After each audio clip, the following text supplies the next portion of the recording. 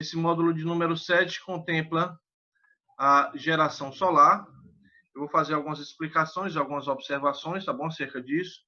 Nós vamos levar no mesmo critério, vamos manter o microfone desativado, mas a qualquer momento que vocês quiserem perguntar para mim, pode perguntar sem nenhum problema e tentem lembrar de desativar mais uma vez o microfone, tá bom? Para não gerar nenhuma interferência, que acaba também gerando um eco. Quando eu vou ficar falando, aí fica repetindo as palavras que eu estou dizendo. Vamos lá. Módulo de número 7, geração solar, geração, transmissão e distribuição de energia. É um outro modelo de geração que, em comparação com outros tipos de geração, digamos que ainda está engatinhando.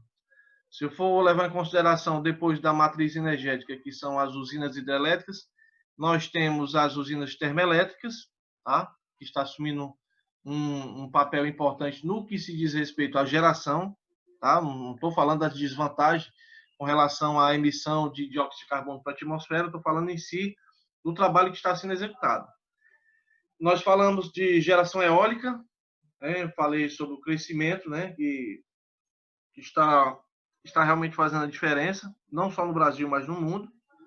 E nós temos um outro tipo de geração, dita como geração limpa, que é a geração solar, tá bom?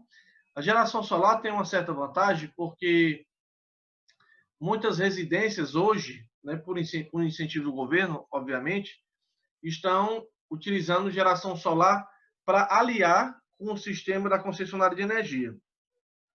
Aqui na rua de casa tem um colega meu que tem um laboratório de eletrônica, né? Ele faz conserto de TV e tal, a eletrodoméstico, e ele contratou uma empresa para fazer a instalação de painéis solares. Então, ele tem vinculado com a Enel o sistema de geração solar. Aqui perto, também no outro quarteirão aqui de casa, tem um supermercado que utiliza também a geração solar como auxílio, tá bom? Isso aqui só são dois exemplos que eu citei aqui próximo, mas eu encontro também em vários locais, tá bom? Existe uma norma da Enel, que é a NT010, e essa norma ela diz respeito justamente à mini e microgeração de energia elétrica. Então, nós estamos falando desse tipo de geração alternativa, né? Aquele aerogerador de pequeno porte, um sistema solar, tá bom? E existe incentivos do governo, tá? Para eles, questão de parcelas, tá bom? Só que assim, quando eu vou me dispor a fazer a instalação de um conjunto de geração solar, a gente tem que se atentar para alguns detalhes, tá bom? Eu vou falar sobre dois tipos que eu encontro, que são dois tipos de integração de geração solar, que eu posso fazer ele conectado à rede elétrica, mas eu posso fazer também um chamado sistema isolado. Bom, o sistema isolado ele tem um critério diferenciado, tá bom? Independente de ser um regime conectado à rede ou ser um critério isolado, digamos assim, a gente tem que adotar algumas providências, tá bom? Alguns procedimentos para isso. Com relação à geração voltada para a rede elétrica, existe, como é que eu digo, um passo a passo, até você realmente utilizar a geração desse critério solar. Existem algumas normas que nós trabalhamos, tá bom? Dentre elas, nós temos a resolução normativa da ANEEL, que é a 414, que são as condições gerais de fornecimento de energia elétrica, mas eu tenho a 482. Quem já trabalhou com energia solar, ou quem já ouviu falar em geração solar, né, é uma das resoluções normativas que, digamos, está em maior evidência, é o 482, porque estavam passando por um processo de modificação com relação a essa resolução normativa. Hoje, como é que funciona? Digamos que você resolve ter o seu sistema de geração. Aí você contratou a empresa fez o serviço, né? fez todo o procedimento. Hoje, faz-se o levantamento das cargas da sua residência, mas digamos que você não utilizou toda essa carga. Durante esse intervalo que eu não estou utilizando toda essa carga, como esse sistema está conectado à rede, o que acontece? O excedente que você não está utilizando, ele vai para a rede, tá? E ele retorna com você na questão de uns 36 meses, eu não sei se modificou hoje, ele retorna para você em forma de crédito. E o que seria esse crédito? Em forma de energia de novo. Se eu vou utilizar a geração solar, logicamente só vai ser gerado no período diurno, né? No período onde eu tenho sol. À noite, alguns painéis conseguem gerar pouquíssimo valor de geração. Só que é assim, como é que funciona o critério? Se eu estou conectado à rede, e se eu não utilizo toda essa energia, ela vai para a rede. Quando chega a noite, que eu preciso logicamente, de consumir essa eletricidade, essa energia que ela foi para a rede, ela retorna para você. Quando vai fazer esse trabalho, a concessionária vai trocar o medidor de luz, então o medidor comum, que é da sua casa, vai sair e vai assumir um outro tipo de medidor, que nós chamamos de medidor bidirecional, tá bom? Justamente para fazer esse jogo de ser encaminhado para a rede e retornar para você. Bom, então eu falei da Resolução Normativa 414, nós temos a 482, nós temos a norma da Enel, que é NT010, tá bom? E outros dados relacionados a isso. Eu vou passar para vocês como é o passo a passo para que a gente consiga, enfim, colocar um sistema de geração solar para funcionar, tá bom? Durante o desenvolvimento da nossa sociedade, ficou evidente a carência de energia em todos os possíveis locais da convivência humana. Bom, vamos colocar aqui na década de 60. Na década de 60 eu tinha basicamente só hidrelétrica. Década de 70, já perto da década de 80, entraram as termoelétricas. A usina termonuclear de Angra dos Reis assumiu o trabalho em 84 para 85 e a geração eólica surgiu em escala comercial em Fernando de Noronha, o primeiro parque eólico, em 92. A geração solar já tem um certo tempo, só que no Brasil não tem a mesma quantidade de tempo que tem outros tipos de geração, tá bom? Já tem digamos assim, um processo mais recente.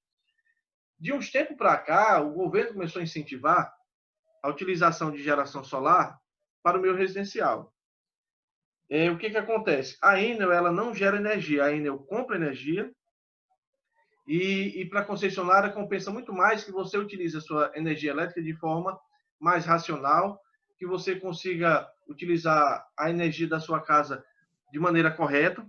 Por exemplo, a concessionária fica fomentando uma vez ou outra programas para trocar a sua geladeira velha por uma nova, para trocar as lâmpadas, né, que antigamente eram as incandescentes, por lâmpadas LED tubulares e assim por diante, tá bom?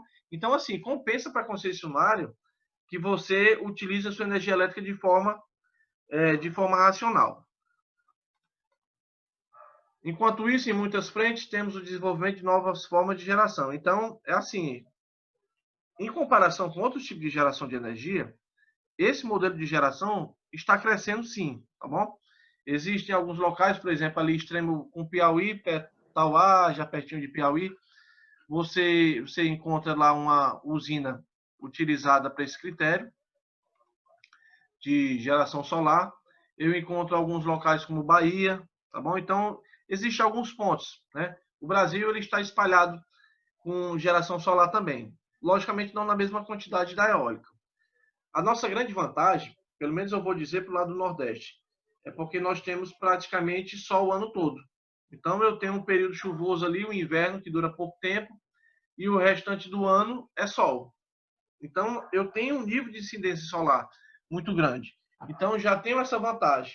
E outra, eu não estou pagando pelo sol que está aparecendo. Então, o sol ele vem de graça para todos nós, né? Então, por que eu não posso aproveitar justamente essa onda de radiação solar para fazer com que eu consiga gerar um valor de eletricidade? Não é isso? As formas de energia renovável citadas são as que se renovam a cada dia, permitindo o desenvolvimento sustentável. Ao contrário das usinas termoelétricas que utilizam combustíveis fósseis, né? Essa imagem que vocês estão vendo é um painel solar instalado no telhado de uma casa. Na casa do colega meu aqui na rua foi feito nesse mesmo critério também. Só que existem sistemas de geração já mais modernos que conseguem fazer com que o painel ele acompanhe faça o acompanhamento da rotação do Sol, né? Então, o Sol nasceu no local, né? E se pôs em outro local. A gente sabe que o Sol ele nunca nasce no mesmo local, né? Nós temos um movimento de rotação da Terra, então existe um período em que o Sol está nascendo em um local, mas passado o tempo, no regime de estação, ele vai mudando de posição.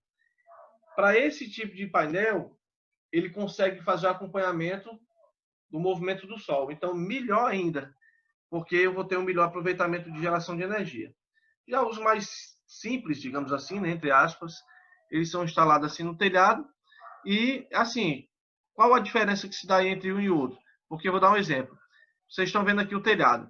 O outro lado, digamos que o Sol nasceu lá do outro lado. Então, durante o dia, 7, 8 horas, ele está gerando muito pouco. Ele tem que deixar mais ou menos chegar meio-dia, 1 hora da tarde, para começar realmente a gerar. Isso estou levando em consideração que o Sol nasceu no outro local. Lógico, a equipe técnica, quando for fazer a instalação, ele vai verificar tudo isso, né? Questão da posição do Sol, né? Posição de latitude, longitude e assim por diante. A energia solar que chega à Terra, um ano, é muito maior que o consumo humano de energia. Então, nós temos um nível, se for para medir o nível de geração de energia baseado na radiação solar, é muita energia, pessoal. Só que, lógico, como toda forma de geração de energia, existem os prós, existem os contras, né? Mas se for levado em consideração só em essa energia ser uma energia limpa, então já conta com uma vantagem. Então, energia fotovoltaica, Professor, uma pergunta, professor. Oi? Uma placa dessa aí, se pegar sombra só na parte de baixo, ela mata a placa todinha ou não tem isso? Não, não tem não. Que eu saiba, não. Porque uma vez estavam instalando umas placas solar dessa daí, na parte de cima de uma coberta de uma escola aqui. Aí fizeram uma mureta e afastaram elas um pouco. Aí quando foram botar os condensadores, botaram bem encostado nas muretas e estava pegando na ponta delas. Aí o pessoal que estava instalando falaram que se pegar só uma parte dela, já mata a placa, não gera. Não, gera sim, depende da placa, mas que eu saiba, gera. Agora, lógico, não vai gerar na mesma proporção do que se ele tivesse todo livre, né? Mas com certeza ele gera sim. Até em tempo nublado, existe placa que consegue gerar. Então vai depender muito do tipo da placa, né? Se é monocristalino. Mas toda placa é para gerar mesmo com sombra. Se eu fizer um comparativo entre uma placa que recebe a incidência do Sol direta e a que recebe sombra, logicamente o que recebe o Sol de forma direta vai conseguir gerar muito mais, certo? Então vai depender muito disso. Então, voltando para cá, voltaica vem de tensão, foto vem de luz. Energia fotovoltaica vai ser energia elétrica produzida a partir de uma luz solar e pode ser produzido mesmo em dias nublados ou chuvosos. É o que eu falei. No período nublado, o nível de geração é muito pouco. É por isso que quando vai fazer um trabalho detalhado, antes de se propor a fazer a instalação, a primeira coisa que tem que ser feita, isso estou falando mais para o sistema residencial. No sistema residencial, a empresa vai verificar a sua conta de luz, vai verificar a média de consumo da sua conta de luz, para a partir dessa informação começar a fazer o estudo do dimensionamento dos componentes. Por exemplo, eu vou utilizar dentro dos componentes o inversor. Por quê? Porque a tensão que vai ser gerada no painel solar vai ser uma tensão contínua. E qual é a carga que eu tenho contínua dentro da minha residência? Nenhuma, né? Que eu saiba, nenhuma. Para isso, eu vou precisar do inversor para fazer esse trabalho justamente de transformar essa tensão contínua, gerada através de seus painéis fotovoltaicos, conseguir converter para um valor de tensão alternada. E como é que ela é produzida? Vamos lá. O processo de conversão utiliza células fotovoltaicas. Quais são os materiais utilizados para as células? Geralmente feita de silício. Silício é um semicondutor, para quem já fez eletrônica. Né? Eletrônica 1, geralmente eu costumo abordar falando sobre diodos, transistores, os primeiros componentes eletrônicos. O diodo ele é um semicondutor, assim como o transistor é um semicondutor. E o material que é utilizado para esses componentes são silício, tá? Então, eu vou utilizar também fatias muito finas de silício, tá bom? E essas fatias finas de silício vai ficar incidida sobre um painel. Esse painel ele vai ser espelhado e ele vai logicamente vai depender agora da configuração, né? Eu vou configurar os painéis em série, eu vou configurar esses painéis em paralelo, tá? E, logicamente, a depender da configuração dele, eu vou ter um valor de tensão X. Quando a luz solar incide sobre uma célula fotovoltaica, a célula que eu estou falando já é o painel, tá bom? Os elétrons do material semicondutor são postos em movimento, então dessa forma eu consigo gerar eletricidade. Pessoal, é um ponto muito positivo a gente trabalhar em geração solar, porque a mão de obra voltada para a geração solar ela é muito simples. Existem, logicamente, cursos voltados para isso, né? Eu não sei se o Senai oferece esse curso, mas, se eu me engano, antigamente oferecia esse curso. Era duas etapas. Era a parte básica, a primeira parte, e tinha a segunda parte, que era mais avançada. O curso voltado para isso, pessoal, é simples. Não existe nada de muito extraordinário para você fazer essa montagem. Entendeu os componentes, a função de cada um, modo de ligação, já foi. Primeiro, porque eu também não vou precisar fazer manutenção periodicamente. Assim, numa frequência muito rápida. Uma vez que você instalou o painel solar, o conjunto de painel, inversor, controlador de carga e tal, fez a instalação, já foi. Vez outra, você vai verificar a conexão, alguma coisa, fazer uma limpeza no painel, tá? Mas, assim, não precisa de nada tão extraordinário para trabalhar com esse modelo de geração. Embora aqui no Brasil o crescimento ainda seja assim muito lento, mas existem países, né, como a China, o Japão, os Estados Unidos, tá? Emirados Árabes. Existem alguns locais que têm assim um índice de geração solar muito grande. Se eu for fazer o comparativo com o Brasil ainda está muito longe, tá bom? Se não me falha a memória, a China está em primeiro lugar com relação à geração solar. O Brasil nem entra na lista. Ele está totalmente fora do ranking, só para vocês terem ideia, tá? O Irã está perguntando se a placa tem prazo de validade. Bom, se você tratar muito bem essa placa, ela pode durar uns 25 anos por aí, tá? 25, eu vou estourar ainda 30 anos, eu ainda vou me arriscar dependendo da placa. Então, 25 a 30 anos. Se você for fazer digamos, um modelo de prestação, então dá tempo você pagar essas prestações, tá? Se você for, tipo, fazer como o governo estava fazendo, né? Uma forma tipo de crediário. Logicamente, não é uma coisa assim tão simples, mas o governo estava facilitando realmente. O tempo de vida útil leva mais ou menos isso, 20, 25, 30 anos. Então, logicamente, eu estou contando que eu estou fazendo essa instalação fora da região litorânea, tá? Mas por quê? Porque, pessoal, se eu vou fazer uma instalação, um exemplo, na Praia do Futuro, a Praia do Futuro tem um nível de salinidade muito grande. Então, quando eu trabalho num local de regiões litorâneas, ou seja, beira de praia, eu tenho que tomar esse cuidado com relação à maresia, porque o nível de salinidade acaba por entrar nos componentes. O inversor é um componente eletrônico, então ele acaba por ser prejudicado com relação a isso, tá bom? João Paulo está perguntando quantas placas são para obter 220 volts. Vamos lá, vai depender muito do tamanho da placa, certo? Então, eu tenho vários modelos de placa que vai de 1,60 por 1,25, 1,20 por 1,60. Depende muito do tamanho da placa. Logicamente, eu sei que quanto mais placas eu embutir no sistema, maior vai ser a minha tensão elétrica. Vou fazer essa configuração em série, né? Ou posso fazer essa configuração em série paralela. Oi, Rafael. Fala, Rafael. Como é que elas funcionam à noite? Na verdade, à noite elas não funcionam, né? Assim, elas vão estar ligadas, vão estar conectadas, mas, por exemplo, se eu for utilizar um sistema de geração conectado à rede, como ele vai estar conectado à rede, acaba sempre sobrando energia durante o dia. Como a energia vai para a rede, à noite, durante a noite, essa energia ela retorna para você. Simplesmente isso. Bom, tem alguma forma de eu conseguir guardar essa energia para mim? Aí seria no caso de você utilizar um sistema isolado. Isso eu estou levando em consideração que você está no interior da vida, tá? Numa casa de campo, um local afastado onde eu não tenho acesso à luz. Aí lá eu vou fazer essa instalação, utilizando, no caso, um banco de baterias para armazenar a carga elétrica durante o dia e durante a noite, logicamente, é utilizar.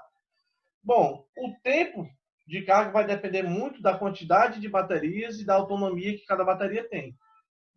Por exemplo, tem bateria que tem autonomia de 8 horas, mas 8 horas com valor X de carga. Se eu vou ter, por exemplo, se durante a noite eu for extrapolar no consumo de energia elétrica, logicamente a carga da bateria vai embora rápido.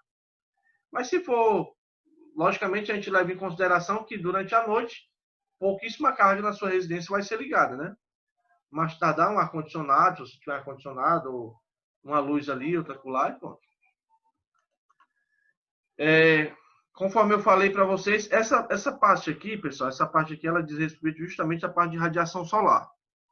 Então, durante o ano, praticamente o ano todo, nós somos privilegiados com relação a isso. O Ceará se encontra aqui, né? Não sei se o pai do mouse do indicador está mexendo, então, essa parte aqui do Ceará, do Rio Grande do Norte, do Piauí, então, toda essa parte do Nordeste aqui recebe essa radiação solar basicamente, praticamente o ano todo. Os dois sistemas que eu falei para vocês com relação à conexão, nós temos o sistema isolado, que é o que nós chamamos de off-grid, e nós temos o sistema conectado à rede elétrica. Bom, na sua residência você utiliza energia elétrica vindo da Enel. Eu posso instalar um sistema solar isolado, digamos assim? Bom, uma vez que você tem sua geração, digamos, conectada à rede, ele vai continuar sendo conectado à rede. Só que agora você vai trabalhar atrelado com a concessionária. Você vai ter seu sistema de geração, certo? Mas existe um horário específico para funcionar? Não, pode funcionar o dia todo sem nenhum problema, tá? Agora vamos dar um exemplo. Existem indústrias ou empresas que utilizam esse sistema de geração, um exemplo, somente no horário de 18h30 às 20h30. 18h30 não, 17h30. Esse horário de 17h30 às 20h30 é o que nós chamamos de horário de pico. Nesse horário de pico é o horário em que a concessionária aumenta o valor da tarifação da conta de energia de maneira proposital. Mas isso por quê? Vamos entender. Bom, geralmente quando chega 17h30, beirando 18 horas, geralmente é o horário que o cidadão ele chega na sua residência.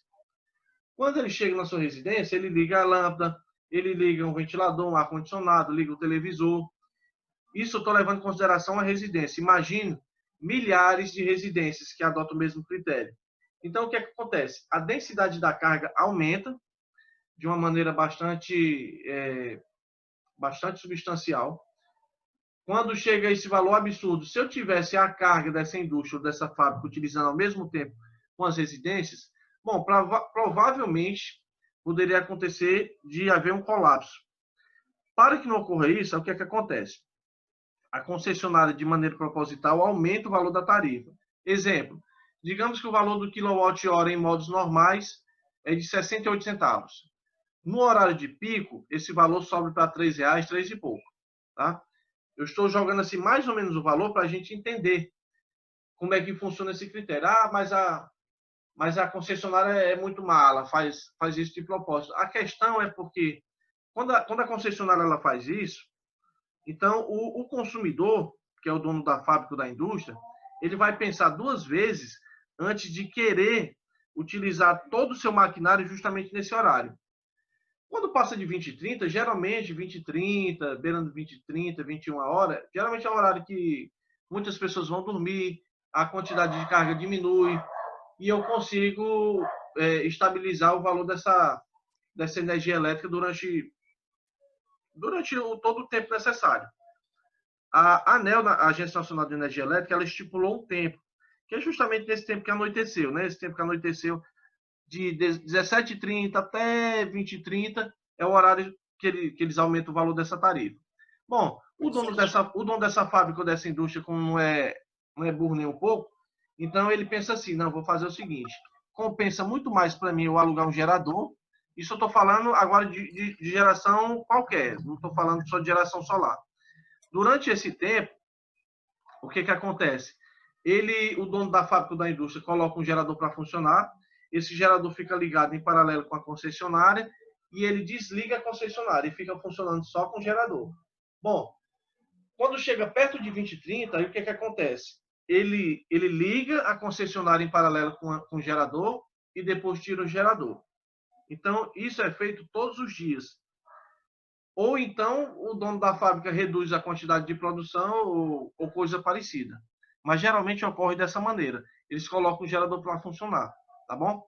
Num sistema de conexão, isso eu já não estou falando de conexão solar, porque a conexão solar para geração só vai valer durante o dia, né? Mas eu posso utilizar outro sistema como aerogerador para fazer esse trabalho. Oi, alguém falou? Fabiano, E aí, Fabiano? como é que ela sabe que você está usando naquele período? Período de 6 a 20. Certo. Vamos lá. Os medidores, eu não estou falando dos residenciais, mas esses tipos de medidores, eles são conectados à rede, tá? Ele tem um sistema de comunicação direta com a concessionária. Então, a concessionária tem como saber. Vou citar um exemplo assim bem rapidinho. Tem 2 minutos, dá tempo. Tem certos tipos de medidores utilizados para grupo A, que utiliza o medidor e tem uma tampa. Nessa tampa aqui, ela protege o medidor de luz.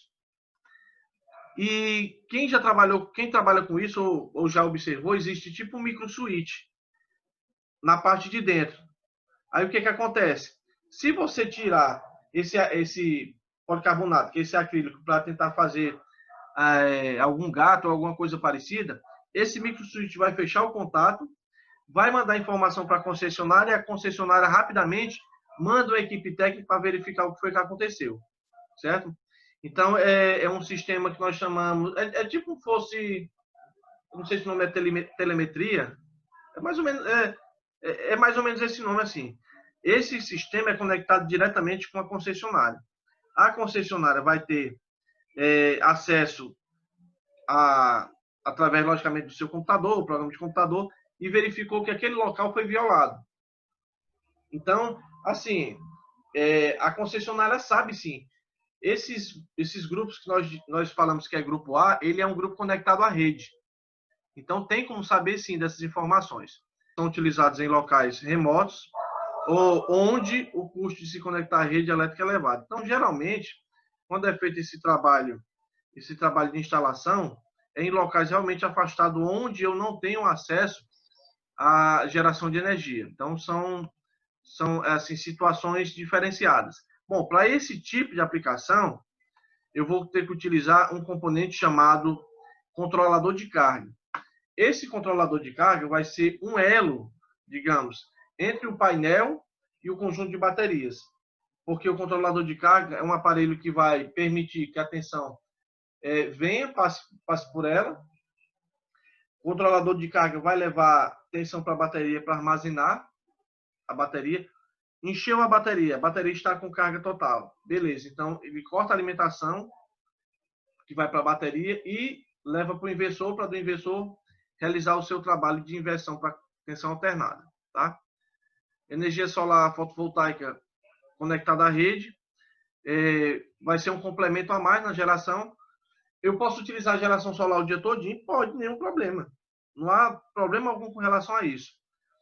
Agora, sim, quando a gente vai fazer um projeto de implementação de geração solar numa residência, geralmente a gente coloca uma margem, deixa uma folga.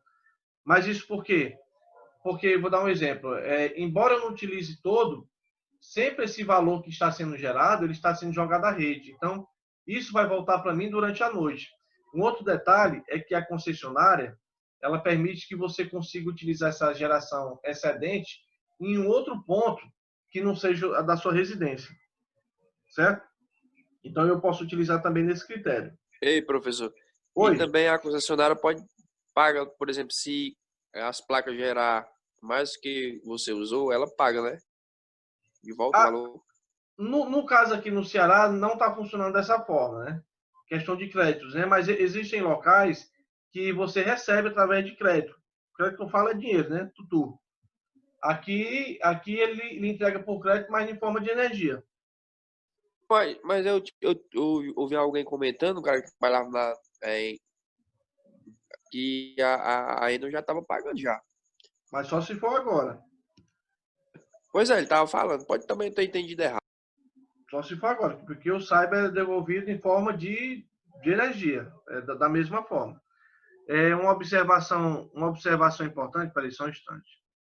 Pronto. Uma observação importante acerca disso, que existem países que pagam, né? Existem países que pagam. Aqui, pelo menos no estado do Ceará, ainda não funciona nesse critério. Existe a resolução 482, que estava para ser modificada no ano passado, 2019, tá? Ia sofrer uma alteração em alguns itens lá, tá bom? E estava uma questão muito grande, né? Se realmente o cliente ele ia sair ganhando com essa ou não. E se fosse alterada a relação do valor que fosse retornado para o cliente, que nós chamamos de cálculo de payback, se ia dar certo ou se não ia dar certo. Enfim, ainda estava em questão, eu acho que ainda não, assim, não bateram o martelo com relação a isso, mas a Agência Nacional de Energia Elétrica estava para definir ainda como é que ia ser feito esse critério, tá bom? Pessoal, quais são os componentes que eu posso utilizar para um sistema fotovoltaico? Os básicos, né, que eu posso utilizar, nós temos o painel solar, que ele é feito de silício, conforme eu disse para vocês. Eu tenho um sistema de conexão em série, então eu tenho vários discos de silício, que são postas uma ao lado da outra, são conectadas entre si, né, são soldadas entre si. E na parte de trás eu vou ter um sistema de conexão no qual eu posso conectar esse painel com outro painel, tá? Eu posso fazer esse sistema de conexão ou em série, um sistema de conexão série paralelo. Vai depender, obviamente, muito da configuração de ligação que você vai fazer. Tá bom? Controlador de carga vai ser, digamos assim, o elo de ligação entre o painel e o inversor e as baterias. Então, esse carinha aqui, ele vai fazer a comunicação entre um e outro. Então, digamos, durante o dia, o que acontece? É gerado um valor de energia, passa pelo controlador de carga, o controlador de carga começa a alimentar a bateria. Então, ele libera tensão para começar a carregar essa bateria. Ao mesmo tempo, é encaminhado para o inversor para fazer a transformação para tensão alternada. No momento que esse conjunto de baterias chegou a um nível, né, de carga total, então, logicamente, a alimentação já deixa de ir para a bateria e vai diretamente para o inversor. Lembrando que eu só posso utilizar baterias, e só vou utilizar baterias, lógico, para um sistema isolado. Sistema conectados à rede, ele está fora de utilização, tá bom? O sistema grid, esse sistema aqui no qual eu tenho um painel, eu tenho o relógio bidirecional, que a concessionária vai fazer essa troca, tá bom? Eu tenho o inversor que vai ser utilizado, lógico, porque a tensão, uma vez que incide sobre esses painéis, é uma tensão contínua, vou precisar de utilizar para tensão alternada. O sistema off-grid já é diferente, eu já vou precisar do conjunto de baterias, porque eu não tenho nenhuma alimentação e nenhum vínculo com a concessionária.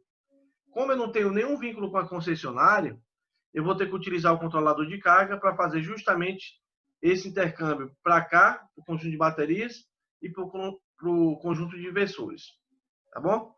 Existe uma norma, pessoal, voltada para sistema de geração solar, que é a 11704/2008. Essa norma, ela se refere a sistema fotovoltaicos, tá? Existem várias observações em cima dessa norma, falando sobre os critérios de geração, modos de utilização e assim por diante, tá? Então, eu tenho aqui a 11704, no qual eu tenho sistemas isolados, aí explica detalhadamente sobre os componentes, as aplicações, né? Por exemplo, sistemas isolados puros, tensão contínua, aí tem a acumulação de energia elétrica, sendo não seguidor de potência máxima desejada, sim controlador de carga e acumulador. Então, essa norma da BNT, ela segue todos os procedimentos para isso. A diferença do sistema isolado para o sistema conectado à rede é que no sistema isolado eu não tenho uma conexão com o sistema público, então é uma parte totalmente isolada realmente. Normalmente são instaladas em locais sem acesso à rede elétrica, então geralmente são regiões afastadas, né, casa de campo, uma fazenda muito afastada, que eu não tenho acesso à rede de energia elétrica. A energia elétrica gerada normalmente é armazenada em baterias, então é necessário, lógico, porque quando anoitece eu não tenho como gerar eletricidade, e eu vou precisar manter uma autonomia de tantas horas de alimentação de energia. Podem atender a um consumidor, a vários consumidores em mini-rede. Então, vai depender, obviamente, da configuração com que é feito. Podem ser utilizados para atender cargas especiais, tá? E os sistemas conectados à rede são efetivamente conectados ao sistema público. Então, existe um trabalho, existe um procedimento, depois eu vou passar para vocês mais ou menos como é o procedimento até realmente eu utilizar essa geração.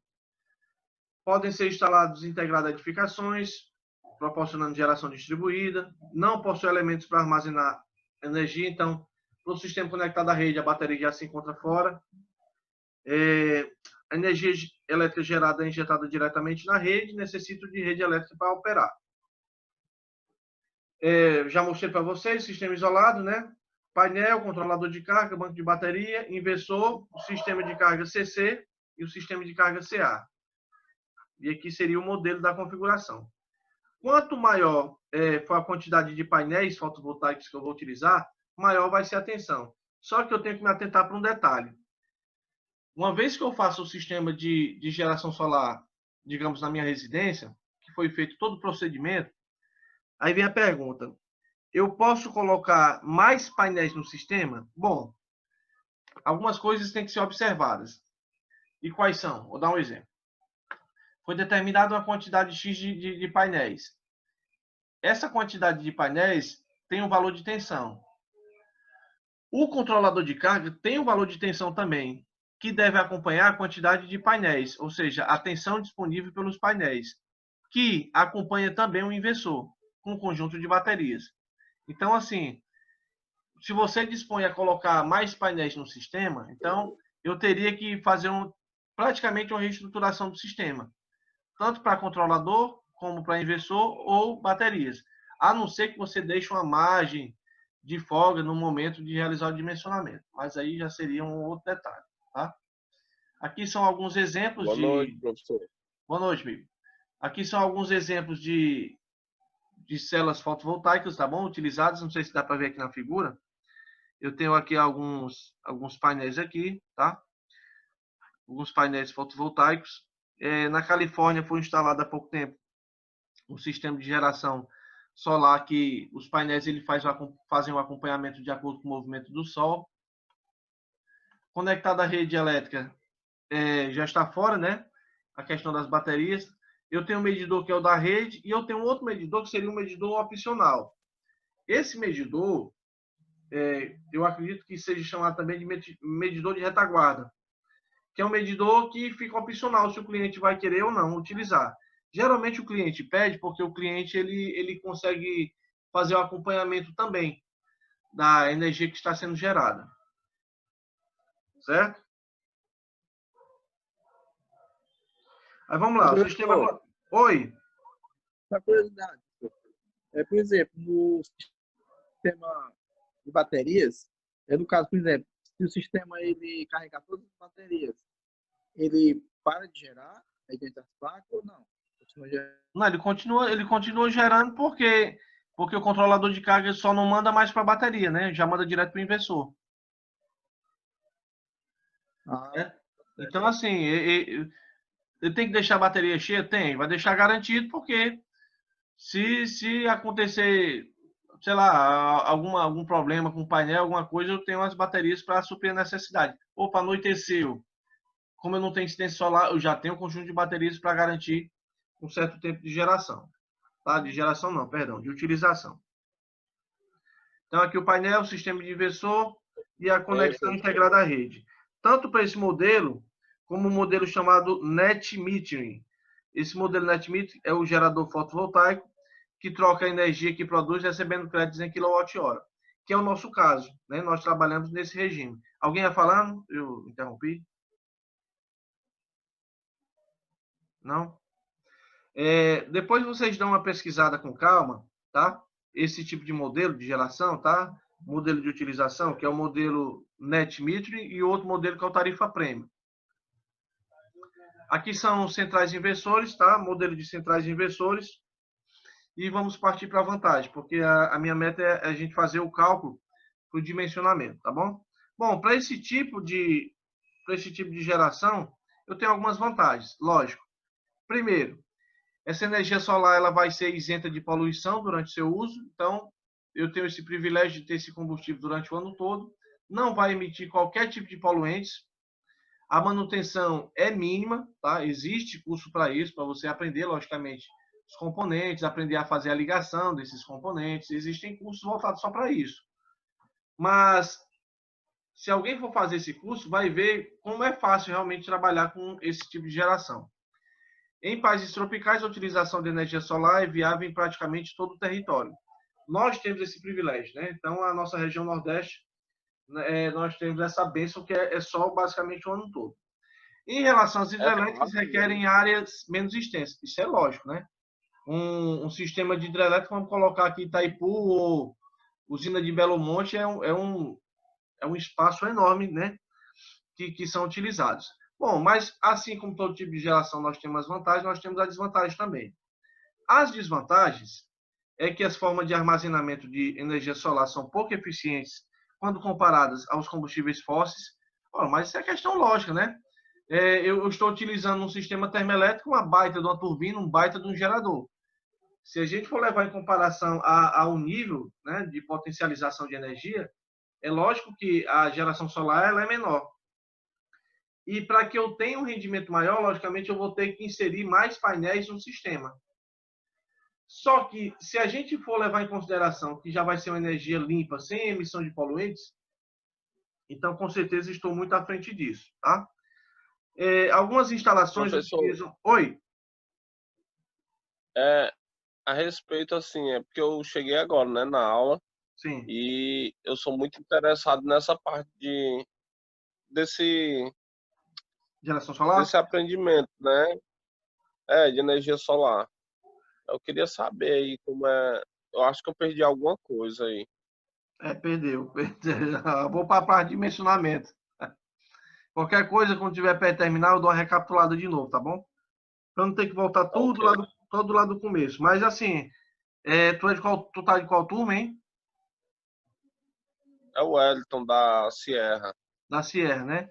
Tu sabe que essas aulas, tu tá tendo acesso a esses módulos gravados? Sim? Pronto. Então, assim, eu vou Não, dar uma recapitulada, só sendo que que eu lógico. peguei agora aqui. Não, tranquilo. Só que lógico eu não tenho como, Eu venho assim. acompanhando suas aulas. Beleza, eu não tenho, assim, como passar do zero, né, de novo, mas eu tenho como dar uma recapitulada mais uma vez, sem nenhum problema, quando eu terminar a parte de projetos. Mas, assim, eu peço para que você dê uma olhadinha no vídeo também, tá bom? Que aí eu posso, logicamente, perder alguma parte que eu falei logo lá no começo, tá? Nós vamos começar agora a parte de dimensionamentos, dimensionamento do painel, ou seja, da quantidade de painéis.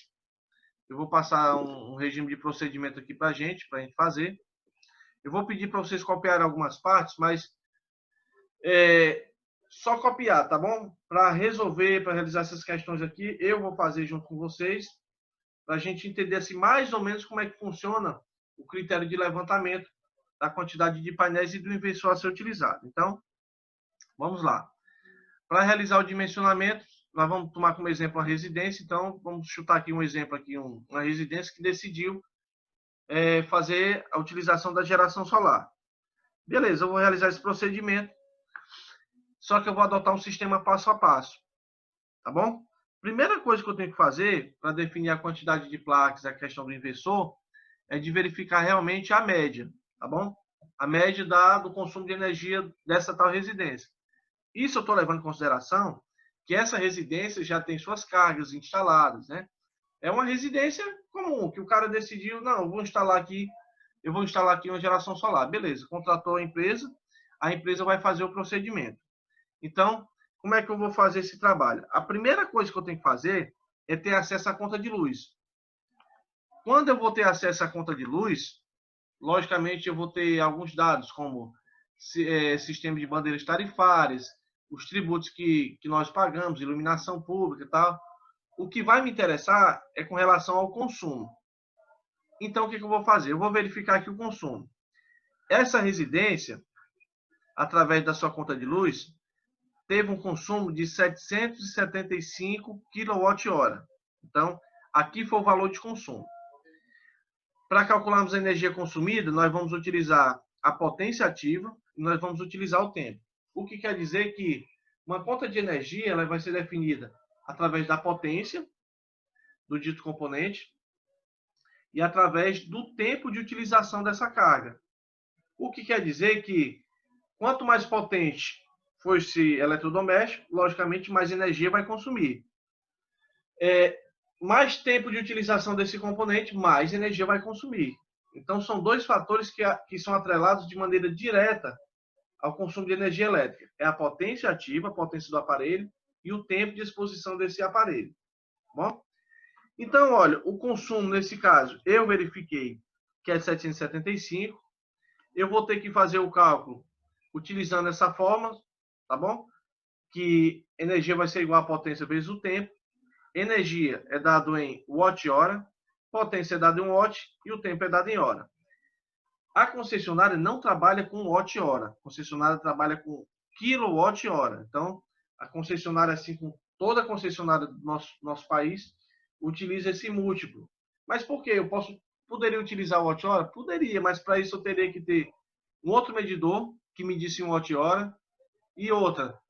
Não faz diferença nenhuma eu utilizar a medição em watt-hora e utilizar em quilowatt-hora. Exemplo. Minha conta de luz deu 168 mil watt-hora. Então, convém muito mais para a concessionária dizer que consumiu 168 kWh. E 168 kWh é a mesma coisa que 168 mil watt-hora. Tá bom? Como eu quero calcular a potência, tá? A potência tem que passar para o lado da energia. A energia vai ficar na parte de cima e o tempo vai ficar na parte de baixo. Só que tem um outro dado que eu vou ter que utilizar, que é justamente o rendimento. O rendimento ele também vai ter que ser levado em consideração, certo? Então, por gentileza, eu peço que vocês copiem só essa fórmula aqui, tá? Para a gente dar prosseguimento aqui nossa sequência de cálculos. Nessa fórmula diz o seguinte: potência total é igual a energia dividido pelo tempo multiplicado pelo rendimento. Eu vou explicar essa parte do rendimento. Rendimento a gente vai ver lá na frente, tá? O tempo de exposição, nós vamos ver, e a energia dita pelo circuito. Quando a gente vai fazer o cálculo, geralmente a gente realiza o cálculo diariamente, tá? Eu vou precisar, nesse caso, para realizar o cálculo da potência, de algumas informações. Oi, Moisés. Pessoal, a sua voz está chegando cortada aqui. Eu acho que alguém está com o áudio ligado. Se tiver, por gentileza, desliga. Deixa eu ver. Eu acho que não está não, né? Deixa eu ver aqui.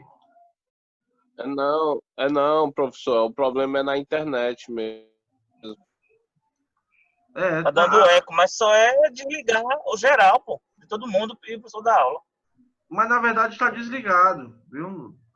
Quando às vezes alguém esquece, eu desligo aqui. Viu? Então, é a questão da internet mesmo. A internet fica falhando, né? Infelizmente é assim. Eu vou até fazer um teste aqui com o cabo. Continue aí, professor da aula. Para ver se eu consigo utilizar o cabo, pelo menos para o nosso momento de aula.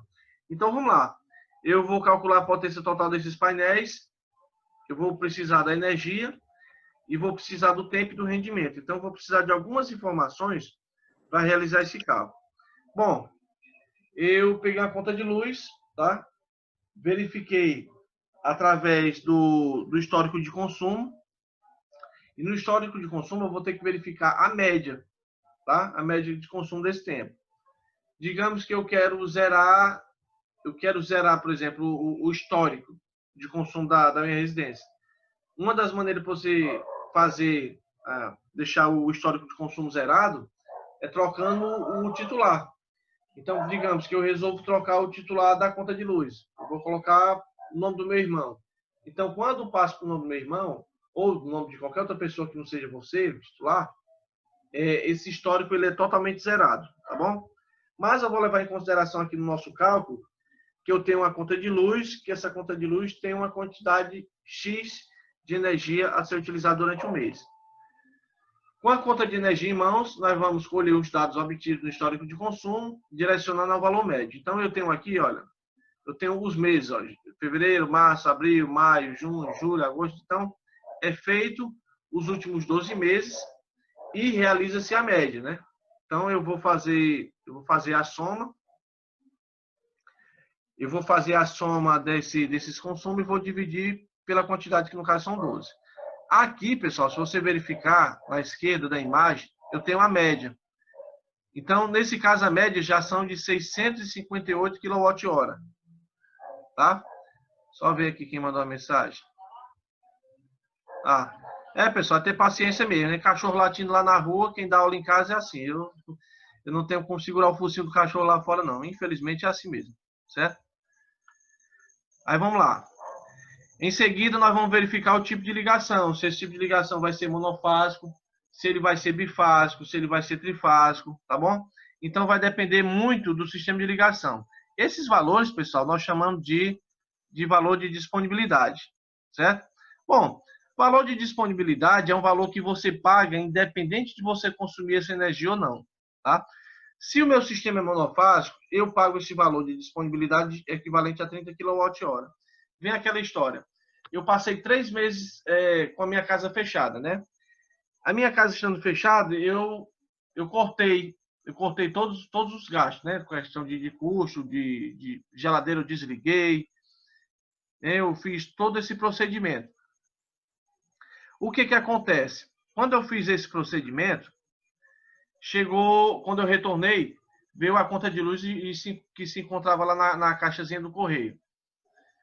Aí você se pergunta, mas eu não utilizei essa energia.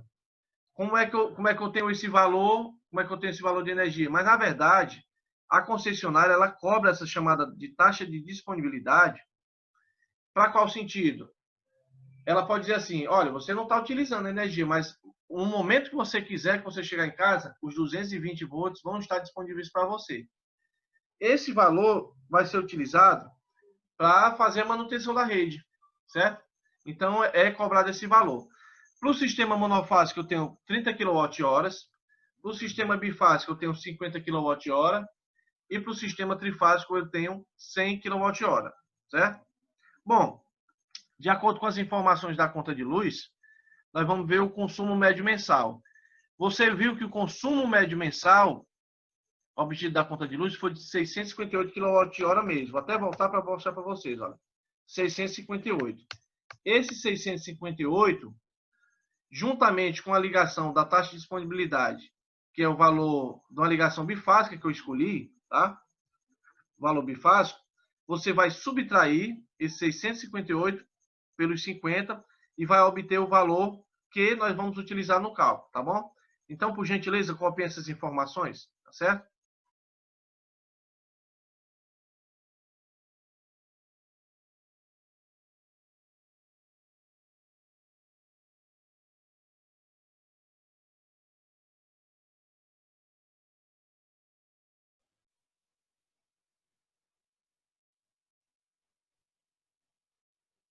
Boa noite a todos. Cheguei agora. Meu irmão, tá todo mundo dando boa noite aí. Eu vou dar boa noite também, cara. Boa noite aí, pessoal. E aí, professor? Boa noite aí, mano. É porque eu cheguei agora. Boa noite, Lindenberg. Você também aí, mano, viu? Tô dando boa noite, seu Motti.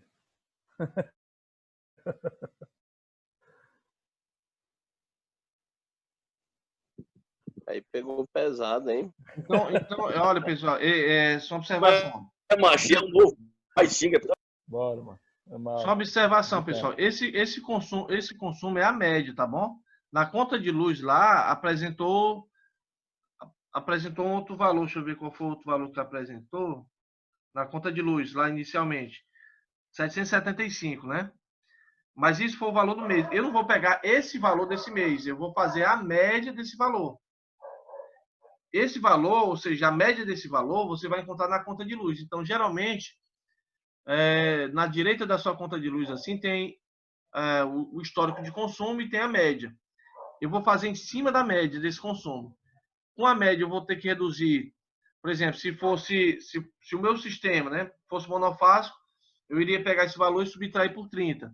Como Eu defini aqui como exemplo que o sistema é bifásico, então eu vou subtrair por 50. Tá? Ei, Bom, professor. Só oi, lembrando aí, ó. Só lembrando. 20% a menos ou 20% a mais do consumo do mês aí, gera ordem de inspeção, viu? tu tá falando o quê? O técnico ele vai verificar se estão roubando luz? Quando cai aí o consumo 20% a menos, ou então quando só 20% a mais, automaticamente já gera ordem já de inspeção já na casa do... Só que tu, viu, Edson? Só que tu sabe que isso não é levado à risca 100%, né? Eu sei, eu tô ligado.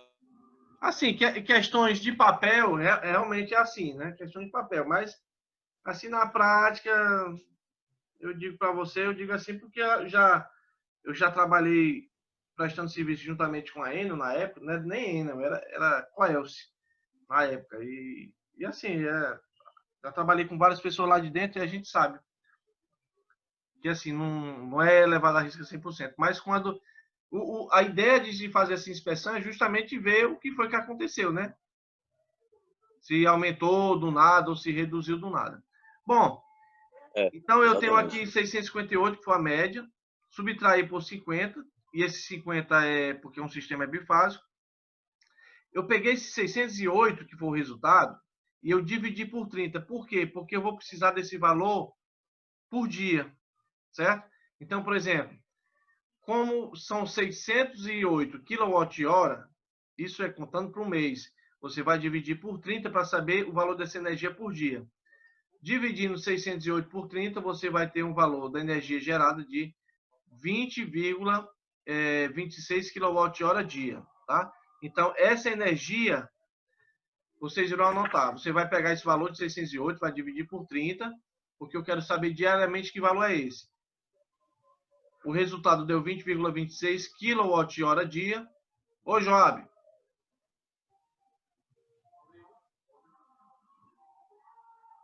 Joab, levantou a mão.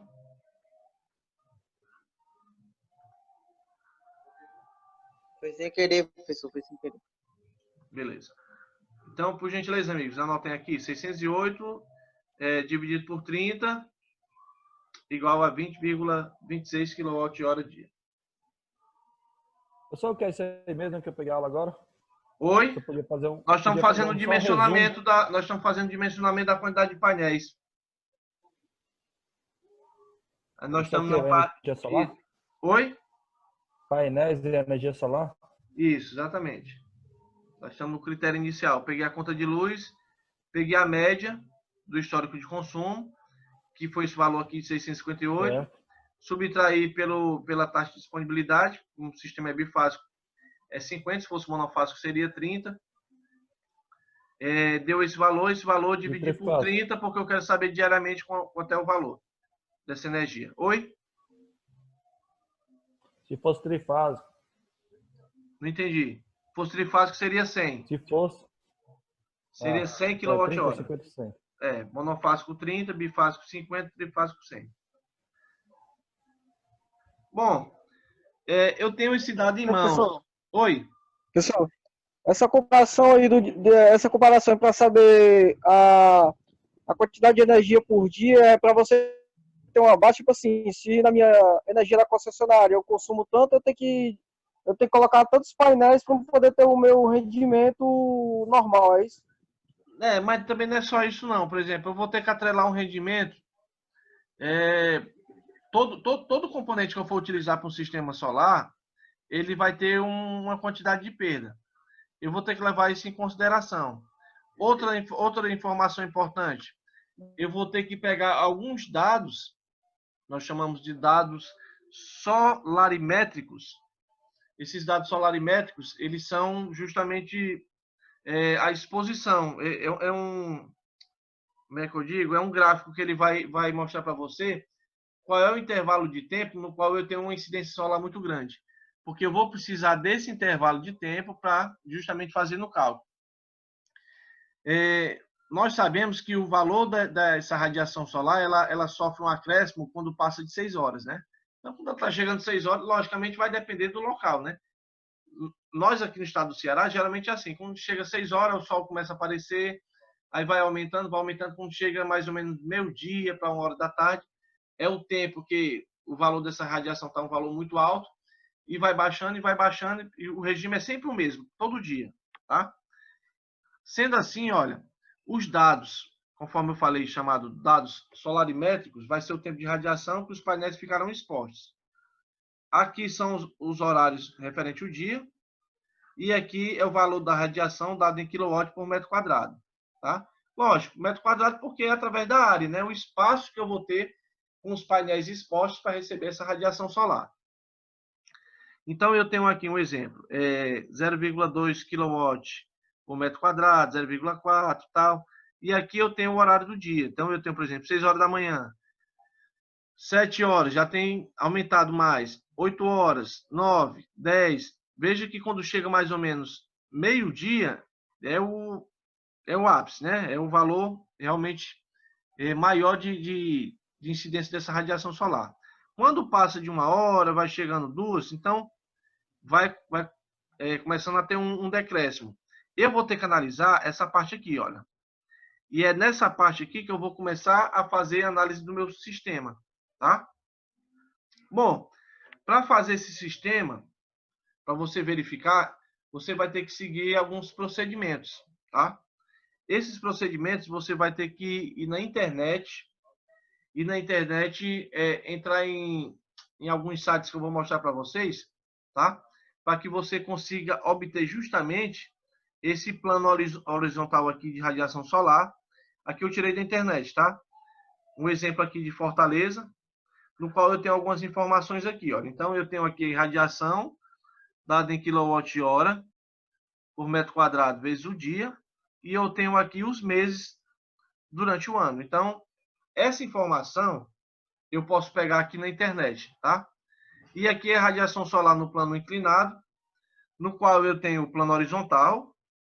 Eu acho que dá para vocês verem aí, né, na internet aí. Eu tenho o maior mínimo mensal, eu tenho o maior média anual e eu tenho o ângulo igual à latitude. Duas informações eu tenho que pegar. Eu tenho que pegar... Ei, professor, Oi. cadê o mês de dezembro? O mês de dezembro, que só até novembro aí, né? Pode ser que eu tenha cortado na figura. Eu fiz o corte para poder caber aqui na tela. Acho que foi por isso que... Ah, tá bom então. Ok. Não... Deve ser por isso. Então, pessoal, olha... Pelo gráfico aí dá para ver que a tendência é cair, né, professor? Não entendi, amigo. Mas pelo gráfico aí a tendência é cair no mês de dezembro, ou não? Não, isso vai depender muito de região, né? É por isso que, assim, olha, quando eu vou realizar esse procedimento, eu tenho que pegar a latitude e a longitude do local onde eu vou fazer a instalação. Se eu vou fazer no horizonte, então eu vou ter que ir lá na internet, entrar lá no Google, e lá no Google eu vou colocar lá o nome da cidade, vou entrar no mapa, e no mapa eu vou pegar a latitude e a longitude desse local. Por que eu preciso dessas informações? Porque é com essas informações que eu vou ver a média de radiação, tá? A radiação ela vai ser modificada de local para local. Beleza, coloca o teu nome aqui. Vamos lá. Eu vou entrar no Google. Aí eu digito. Deixa eu só tirar o áudio aqui, pessoal. Tem que cortar o áudio, porque toda vez eu tenho que estar parando para estar tirando o áudio. Pronto. No Google eu digito Crescesb. Pronto, já tem aqui, ó, Crescesb Sandata. Eu vou entrar nesse site. Essa primeira opção é o Centro de Referência para as Energias Solar e Eólica Sérgio de Brito, tá? Então aqui faz algumas explicações, né, acerca desse programa, tá? Você vai descer com a barra de rolagem, desce, aí verifica aqui na parte de baixo o nome coordenada geográfica. Na coordenada geográfica, eu tenho aqui latitude e longitude. Essa informação, pessoal, vou ter que cortar o áudio, é o jeito, porque tá direto, ligo o áudio, fica dando interferência. Deixa eu ver aqui. Pronto, daqui a pouco eu ligo o áudio de vocês. vocês tiverem alguma dúvida, acena ou coloca aqui no chat, tá bom? Vamos lá. Eu tenho aqui coordenada geográfica, aí eu tenho aqui latitude, eu tenho longitude, certo? Essas informações, eu só vou entregar essas informações se eu for, por exemplo, eu vou trabalhar no horizonte. Então, eu tenho que pegar a latitude e a longitude referente ao local que eu vou trabalhar. Como é que eu faço isso? Deixa eu ver se tem como eu acessar. Deixa eu ver se tem como acessar aqui. Deixa eu ver aqui. Vou pegar aqui mesmo, pronto. Entro no Google, aí eu digito o local que eu vou fazer o serviço. Só ver se alguém quer falar alguma coisa. Ah, não, só colocando os nomes, né? Então, eu vou colocar aqui, horizonte, Ceará, pronto. Quando eu digitar, você vai aqui em mapa.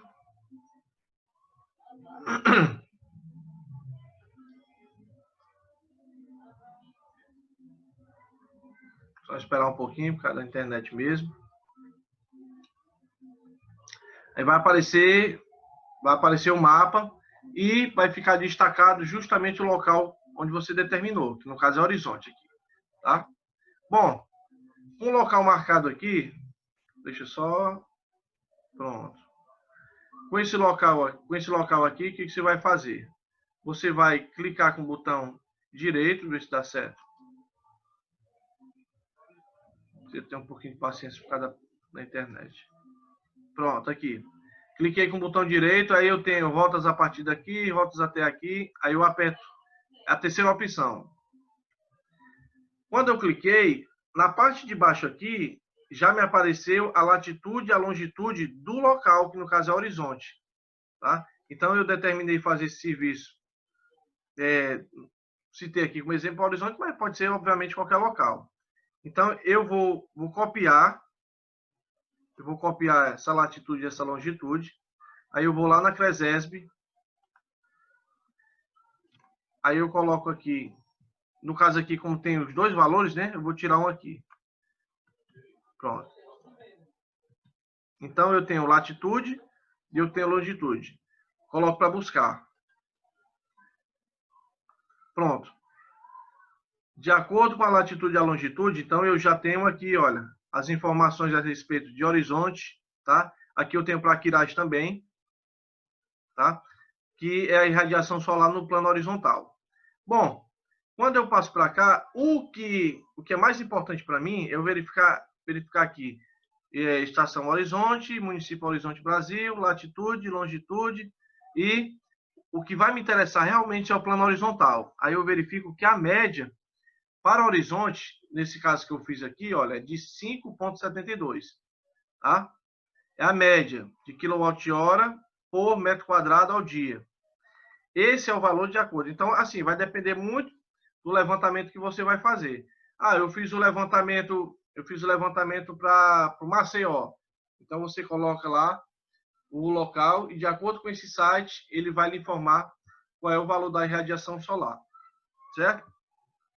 Beleza, eu fiz esse procedimento, peguei todos esses valores. Vamos voltar para lá. Pronto.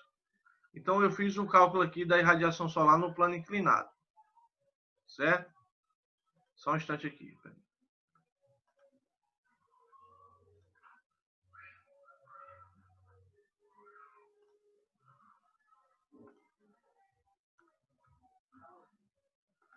Beleza, irradiação solar. Agora eu vou fazer o dimensionamento dos painéis. Eu coloquei como exemplo aqui o valor médio anual da cidade de Fortaleza. Tá? Bom, coloquei um valor de 5,56 horas dia.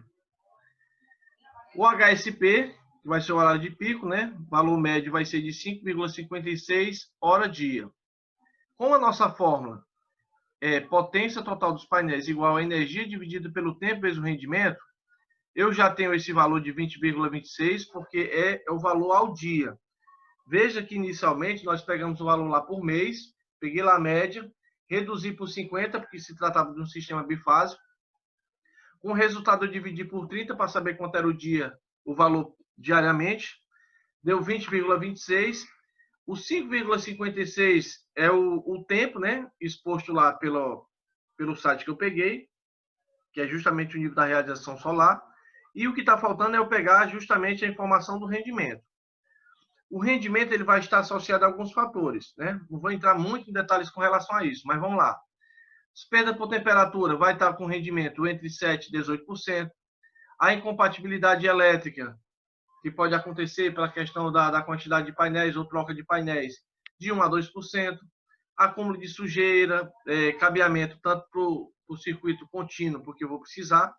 Depois que sai do painel, né, saindo do painel em direção ao controlador de carga ou controlador de carga bateria, são cabos CC. O cabo CA já seria a parte do inversor. E o rendimento do inversor que varia entre 2,5% a 5%. Bom, esses valores tem como você saber quando você vai comprar o componente. Exemplo, se você escolheu tal painel solar, você vai ganhar junto com esse painel um datasheet. Assim como na eletrônica eu tenho um datasheet, que é a chamada folha de dados, e nessa folha de dados eu vou encontrar todas as informações. Informação de critério de funcionamento, potência, certo? A área desse painel solar e assim por diante. Então, eu encontro todas as informações técnicas daquele componente. E dentro dessas informações você vai encontrar também o rendimento, tá? Bom, para o desempenho global, isso segundo a parte de critério de dimensionamento de energia solar, o desempenho global é em torno de 80%. Bom, com esse valor de 80%, eu não posso utilizar 80% no cálculo. Eu tenho que tirar da porcentagem. Como é que eu faço? Eu pego esses 80 e realizo a divisão por 100. Agora sim, com esse valor de 0,8, eu posso jogar agora na fórmula para fazer o cálculo. Então, vamos lá. Energia, 20,26 kWh. HSP, eu peguei lá no site, né? Que é a radiação solar, 5,56 ao dia. O rendimento 0,8, porque eu peguei esses 80 e realizei a divisão por 100. Jogando isso na fórmula, eu tenho 20,26 dividido por 5,56 vezes 0,8. Por gentileza, faça esse cálculo e me diga o resultado, por favor.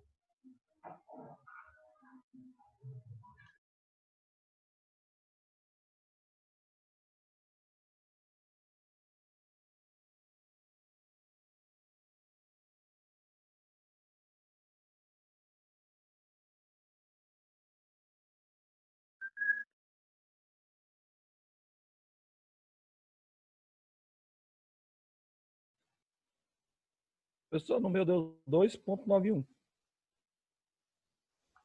Eu te pergunto, depois que tu esse valor e aplicou dividido, tu abriu parêntese? Não. Tem que abrir o parêntese para não dar divergência de resultados. Então eu tenho que fazer 20,26 dividido. Aí depois você abre o parênteses, coloca esse valor e depois fecha parênteses.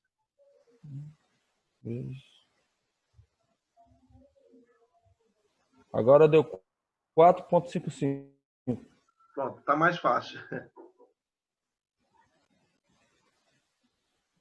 Tá vendo? Uhum. Então a gente tem que colocar o abre parênteses. Depois que você apertar o dividido, aí você abre o parênteses.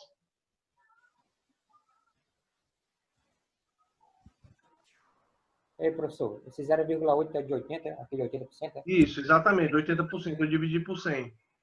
Então, sempre quando houver esse negócio, tem que dividir por...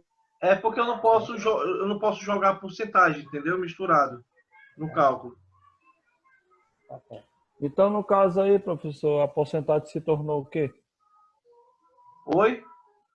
A porcentagem, se eu dividir por 100, transformou a porcentagem em quê? Em unidade? Em unidade, exatamente. O valor decimal. Eu não posso, por exemplo, jogar no cálculo desse o valor de porcentagem. Eu tenho que tirar. Quando eu tiro da porcentagem, divido por 100. Quando eu coloco o valor de porcentagem, eu multiplico por 100. Então, esse 0,8 aí é a unidade equivale a 1% dos 80, correto? Equivale aos 80%, né? Só que eu tirei da forma de percentagem e coloquei da forma de unidade de grandeza fracionária. Então, sempre é assim. Eu não posso misturar a porcentagem. Eu sempre tenho que tirar. Bom, o resultado deu 4,55 kW pico, né? Nós costumamos usar esse termo, kilowatt pico. Tem alguém copiando ainda? Ok. Professor. Diga lá, amigo. Terminando. Esse P aí no começo do... antes do painel, P tot, potência total de painéis, Potência total dos painéis, isso. Aí, e assim, esse termo pico é de quem mesmo, que o senhor falou? Não entendi. Esse P aí que o senhor falou de pico, quer dizer o que mesmo? O P de pico? Ah, sim. O HSP, né? Seria a hora. É como se fosse tipo a hora de média de pico. Esse tá HSP, certo, entendi. Esse HSP é o mesmo tempo, que vem de tempo. Tá vendo? Ó, dado em horas. Aqui a gente está calculando diariamente. Então, horas é justamente o tempo.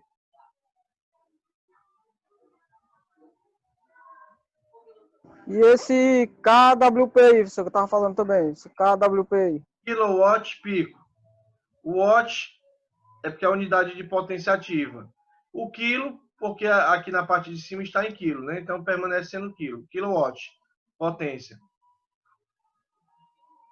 Eu vou precisar desse valor, para desse valor fazer a determinação com relação aos painéis, tá?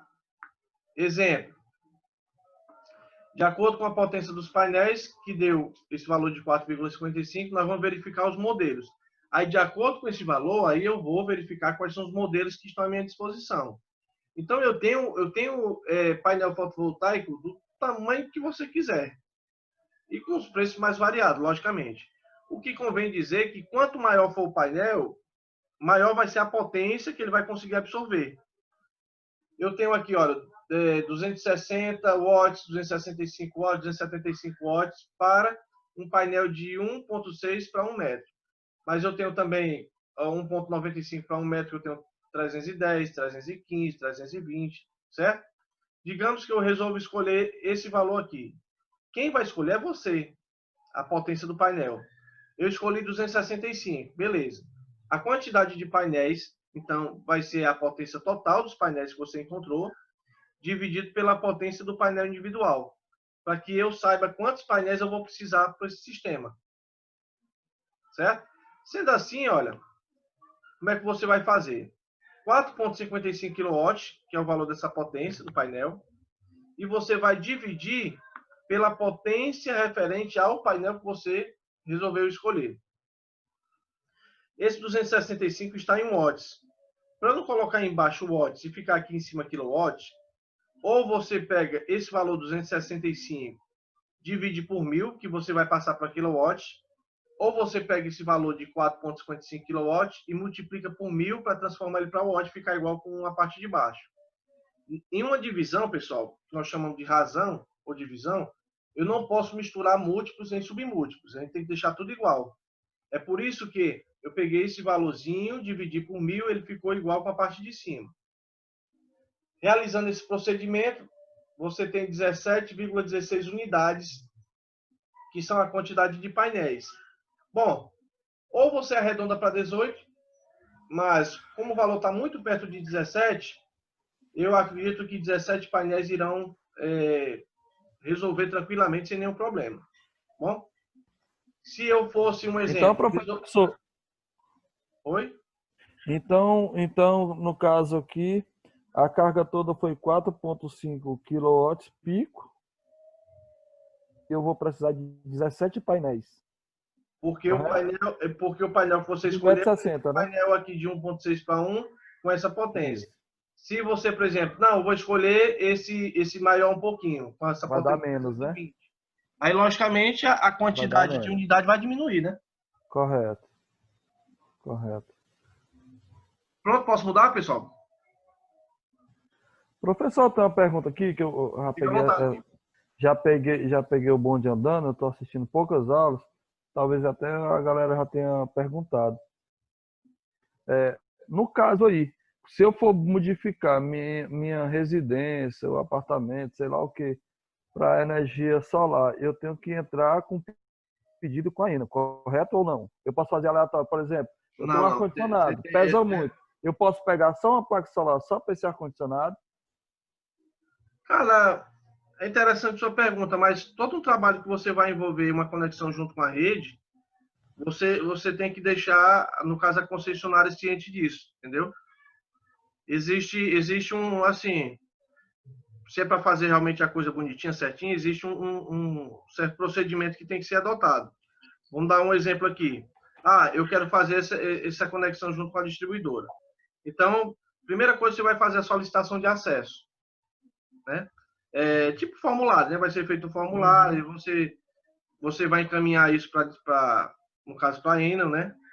Depois aí vem aquela questão da emissão do parecer. Depois vai fazer a instalação do equipamento. Uma vez que eu recebi a emissão do parecer, né, que a concessionária tem que entregar para você, isso vai depender se você vai fazer com microgeração ou mini geração, e tem a quantidade de dias. Eu não sei a quantidade de dias.